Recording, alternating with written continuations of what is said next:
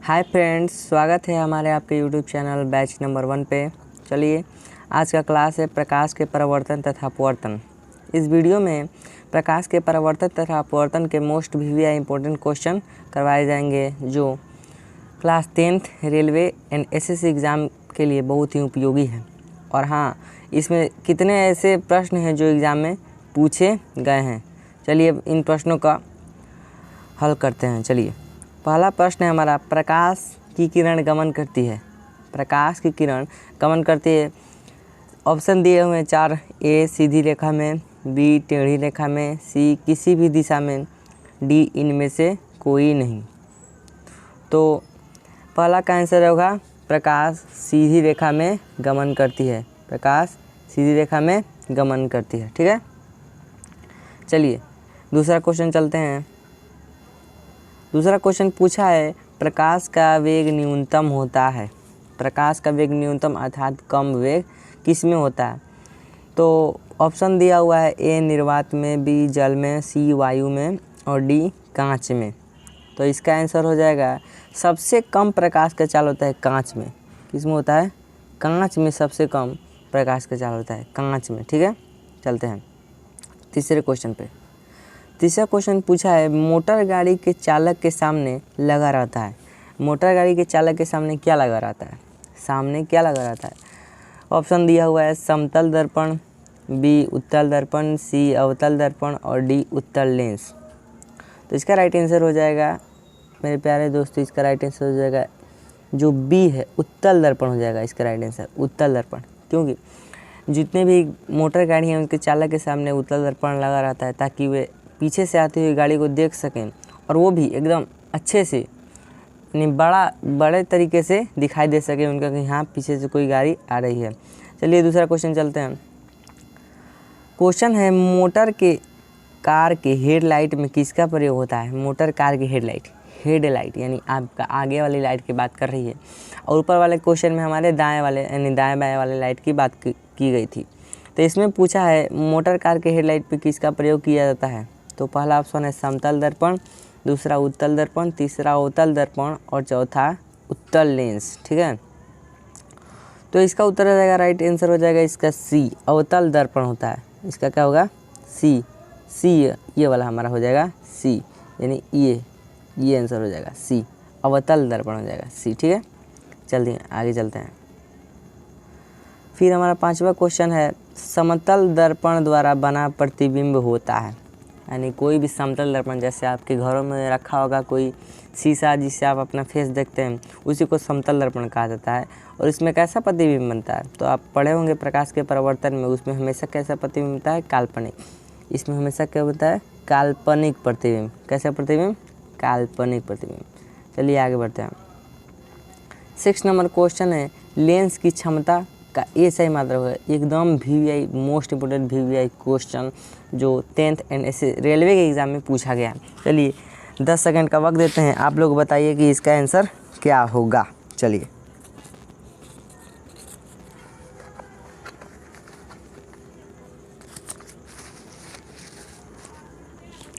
तो चलिए आ गए हैं, 10 सेकंड खत्म हो चुकी है। इसका आंसर हो जाएगा हमारा ए, डाईऑप्टर। इसका क्या हो जाएगा? आंसर है हमारा ए, डाईऑप्टर हो जाएगा। ठीक है, इसका आंसर हमारा ए हो जाएगा, जो कि डाईऑप्टर है। चलिए अब दूसरा क्वेश्चन देखते हैं। पूछा है, प्रकाश की किरणों का पथ दर्शाने वाले चिन्हों को क्या कहा जाता है? प्रकाश की किरण के पथ दर्शाने वाले चिन्हों को क्या कहते हैं? देखिए, प्रकाश के पथ के जो किरण होते हैं, वो पथ दर्शाने वाले किरणों को क्या कहते हैं? क्वेश्चन पूछा है। पहला ऑप्शन दिया है किरण आरेख, दूसरा दिया है फोकस, तीसरा दिया है किरण पुंज और चौथा दिया है इनमें से सभी। तो आप लोग देखेंगे, देखिए बताते हैं कैसे। देखिए, ये एक ड्राइंग ले लीजिए, ड्राइंग ले रहे हैं, कलर ले रहे हैं ब्लू। ठीक है, साइज। अब ये ले लिए किरण आरेख, प्रकाश की किरणों का पथ दर्शाने वाले चिन्ह। किरणों का पथ, जैसे किरण का पथ, जैसे यहाँ से ये गोला है। ठीक है, ये गोला है, यहाँ से एक किरण आ रही है, ये सूर्य का गोला है, यहाँ से किरण आ रही है, तो इसको किरण आरेख ना कहेंगे, ये किरण आरेख है। क्या है? एक किरण आरेख है, इसको किरण आरेख कहते हैं। ठीक है, तो हमारा आंसर क्या हो जाएगा? राइट आंसर ए हो जाएगा, ये वाला क्या हो जाएगा?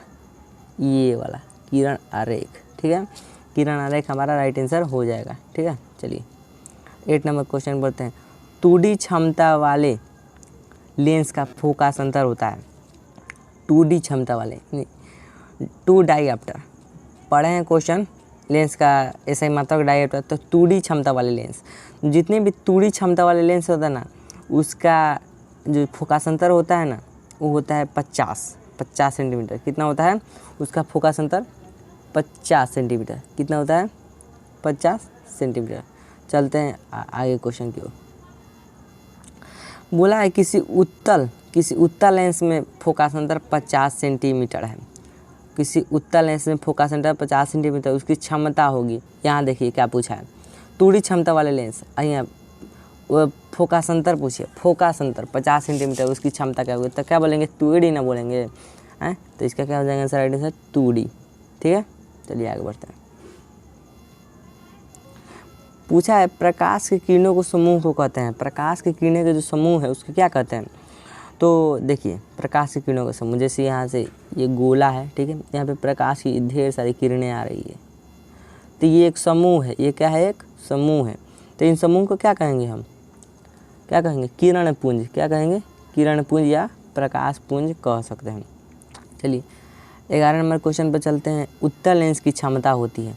उत्तल लेंस, देखिए यहाँ पे लेंस की बात की है। जो हमारे दर्पण में होता है ना, उत्तल दर्पण, उसमें क्या होती है? इधर धनात्मक और अवतल में ऋणात्मक। तो यहाँ पे हो जाएगा अवतल में क्या हो जाएगा? ऋणात्मक, और उत्तल में हो जाएगा धनात्मक। या ए और बी तो नहीं हो सकता है, धनात्मक ही होगा, ठीक है। चलते हैं, इसका क्या होगा हमारा आंसर? बी। क्या होगा? धनात्मक ही होगा, ठीक है। चलते हैं। अवतल लेंस की क्षमता होती है, देखिए जब उत्तल में धनात्मक होता है, अवतल में ऋणात्मक होगा, एकदम आप लोग 100% जानते हो गए, एकदम क्या होगा इसका आंसर? ऋणात्मक हो जाएगा, ठीक है। चलते हैं आगे। अब उत्तल लेंस को कहते हैं, देखिए एकदम मोस्ट इम्पोर्टेंट क्वेश्चन, उत्तल लेंस को क्या कहते हैं? उत्तल लेंस क्या कहते हैं? उत्तल लेंस को क्या कहते हैं? उत्तल लेंस, क्वेश्चन बहुत ही ईजी है। उत्तल लेंस को क्या कहते हैं? चलिए, पहला दिया है हमारा अभिसारी लेंस, दूसरा दिया है द्वि उत्तल लेंस, तीसरा दिया है अपसारी लेंस। तीसरा इनमें से कोई नहीं, तो हमारा बी नहीं होगा, डी नहीं होगा, सी और ए दोनों में से कोई होगा। तो चलिए इसका राइट आंसर देखते हैं क्या होगा। इसका राइट आंसर ए, यानी इसका राइट आंसर हमारा ए हो जाएगा, अभिसारी लेंस। क्या हो जाएगा? अभिसारी लेंस इसका राइट आंसर हो जाएगा। चलिए तीसरा चलता है। अवतल लेंस को क्या कहते हैं? देखिए अब एकदम देखा देखिए आप बता देंगे अवतल लेंस को क्या कहते हैं। जब हम उत्तल लेंस को अभिसारी कहें तो अवतल लेंस को क्या कहेंगे हम? अपसारी। क्या कहेंगे हम? अपसारी लेंस। क्या कहेंगे? अपसारी लेंस, ये वाला अपसारी लेंस कहेंगे, ठीक है, अपसारी लेंस कहेंगे। चलिए अब आगे बढ़ते हैं। पूछा है निम्न में से कौन सा पदार्थ लेंस बनाने के लिए प्रयुक्त नहीं किया जाता है? निम्न में से कौन सा पदार्थ लेंस बनाने के लिए प्रयुक्त नहीं किया जा सकता है? देखिए ऑप्शन दिया है जल, कांच, प्लास्टिक। ये हो सकता है जल उपयोग किया जाता है, कांच उपयोग किया जाता है, प्लास्टिक उपयोग किया जाता है, लेकिन मिट्टी, लेंस में मिट्टी का उपयोग नहीं किया जाता है। तो इसका राइट आंसर क्या हो जाएगा? डी। क्या हो जाएगा? डी। इसमें उपयोग, मिट्टी का उपयोग नहीं किया जाता है। चलिए 16 नंबर क्वेश्चन, किस दर्पण से हमेशा छोटा प्रतिबिंब प्राप्त होता है? किस दर्पण से हमेशा छोटा प्रतिबिंब प्राप्त होता है? तो इसका राइट आंसर क्या हो जाएगा? इसका ऑप्शन दिया है समतल, बी दिया है उत्तल, सी दिया है अवतल, डी दिया है कोई नहीं। तो इसका हमारा राइट आंसर उत्तल दर्पण। उत्तल दर्पण से हमेशा क्या होता है? छोटा प्रतिबिंब प्राप्त होता है। हमेशा क्या होता है? छोटा प्रतिबिंब। देखिए उत्तल दर्पण कैसे होता है, जैसे ये एक ले लिया, ऐसे इस टाइप का उत्तल दर्पण होता है। जब इस पर कोई किरण आरेख आएगी ना, ऐसे जैसे कोई किरण आरेख पड़ेगा ना, तो ऐसा छोटा बनता है। इसका क्या बनता है? छोटा, हमेशा छोटा बनता है प्रतिबिंब। और अवतल में देखेंगे ना तो बड़ा बनता है, उल्टा बनता है, उल्टा बनता है। अधिकतर अवतल में क्या बनता है? उल्टा बनता है, ठीक है। चलिए 17 नंबर क्वेश्चन है, किस दर्पण से वस्तु का बड़ा प्रतिबिंब बनता है? तो उसमें अवतल, तो इसमें अवतल हो जाएगा, उसमें उत्तल, जब इसमें तो अवतल हो जाएगा। एकदम राइट आंसर पकड़ लिए आप लोग। चलिए अब 18 नंबर क्वेश्चन दिया है, प्रकाश के परावर्तन के कितने नियम है? एकदम इजी क्वेश्चन, 2 सेकंड का टाइम नहीं, एकदम 2 सेकंड में 2, यानी ये वाला हमारा 2। क्या हो जाएगा आंसर हमारा 2। 100% आंसर हमारा क्या हो जाएगा 2 आंसर हो जाएगा। ठीक है, चलते हैं। जब प्रकाश की किरण हवा से कांच में प्रवेश करती है तो मुड़ जाती है। देखिए, जब प्रकाश की किरण हवा से कांच में, देखिए बताते हैं, ये एक प्रकाश स्रोत है, ठीक है, ये है कांच हमारा, ठीक है, कांच, ये हवा है निर्वात से आ रही है, कांच में पड़ती है ना, तो ये एक, रुकिए, ये हो गया हमारा अभिलंब, ये मान लीजिए एक अभिलंब है, ठीक है, अब ये यहाँ पे पड़ रही है, ठीक है, तो अभिलंब है ना, ये अभिलंब, पूरा अभिलंब खींच दिए तो अभिलंब के निकट, जैसे यहाँ पड़ गया ना, तो अभिलंब के निकट मुड़ जाएगी, जैसे ऐसा ही नहीं जाएगी, जैसे ऐसे ही नहीं जाएगी, इधर हो जाएगी, अभिलंब के निकट इधर, ठीक है, अभिलंब के निकट हो जाएगी। तो हमारा क्या हो जाएगा राइट आंसर बी हो जाएगा, एकदम बी। क्या हो जाएगा बी राइट आंसर हो जाएगा, अभिलंब के निकट। चलते हैं 20 नंबर क्वेश्चन। फोटोग्राफी कैमरा का अभिदृश्यक होता है। जितने भी फोटोग्राफी कैमरा होते हैं उनका अभिदृश्यक क्या होता है, तो देखिए बताया गया है, उत्तल लेंस, उत्तल दर्पण या अवतल दर्पण। देखिए, जब भी फोटोग्राफी या सूक्ष्मदर्शी की बात आएगी ना, तब हमारा क्या होगा उत्तल लेंस। क्या होगा उत्तल लेंस हो जाएगा, उत्तल लेंस। क्या हो जाएगा उत्तल लेंस, उत्तल लेंस, ठीक है। अब आते हैं साइड मिरर के रूप में प्रयुक्त होता है। साइड मिरर माने वाहनों के साइड में जो मिरर लगा रहता है, अर्थात दर्पण कौन सा लगा होता है, तो दिया है अवतल दर्पण, उत्तल दर्पण, उत्तल लेंस या प्रिज्म। तो प्रिज्म नहीं लगा होता है, अवतल दर्पण नहीं लगा होता है, उत्तल दर्पण। आगे आया हुआ था यही क्वेश्चन, बदल के पूछा गया, तो इसका क्या होगा उत्तल दर्पण होगा। तो 22 नंबर क्वेश्चन पूछा है, एक अवतल दर्पण की फोकस दूरी 10 सेंटीमीटर है। अवतल दर्पण की फोकस दूरी 10 सेंटीमीटर की वक्रता त्रिज्या क्या होगी।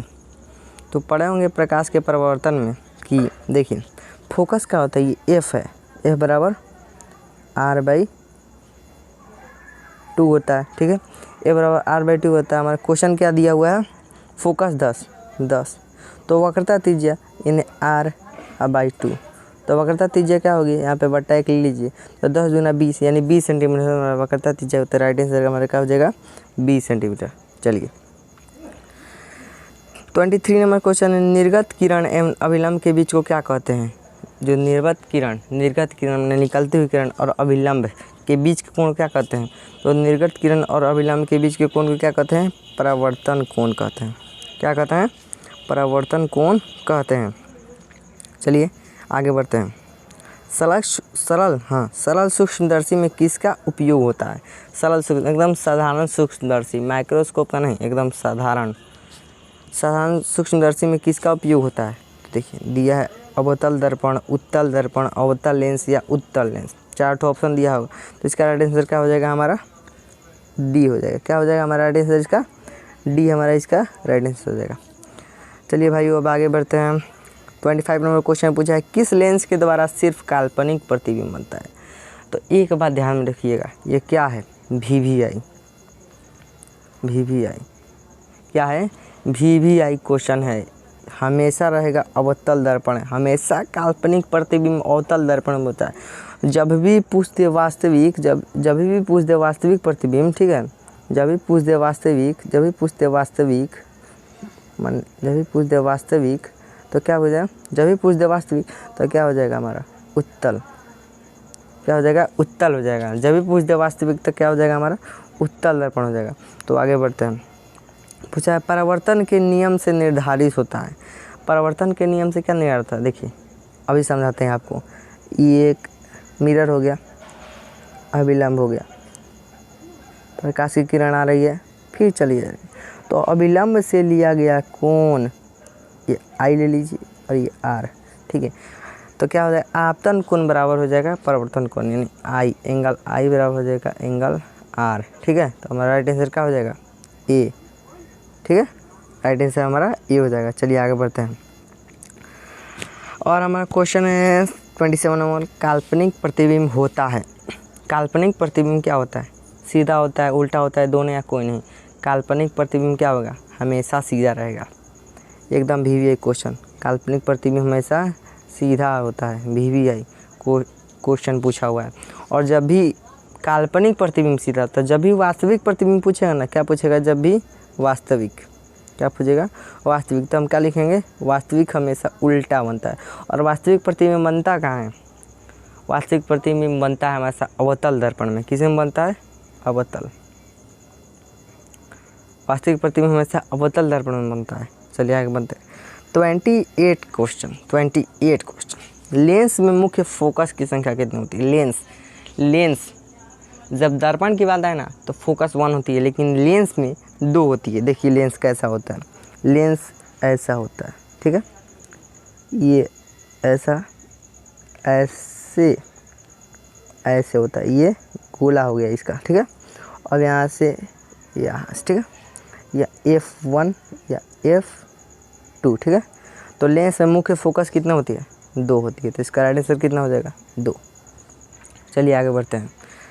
29 में क्वेश्चन है, सर्च लाइट का परावर्तक सतह होता है। सर्च लाइट यानी सर्च लाइट, जो आप लोग ये वाला लाइट नहीं होता है, ये ना बटन वाला लाइट, ऐसे इस टाइप का होता है, यहाँ पर लाइट रहता है। सर्च लाइट का परावर्तक सतह क्या होता है, अवतल होता है। क्या होता है, अवतल होता है। सर्च लाइट का परावर्तक सतह अवतल होता है।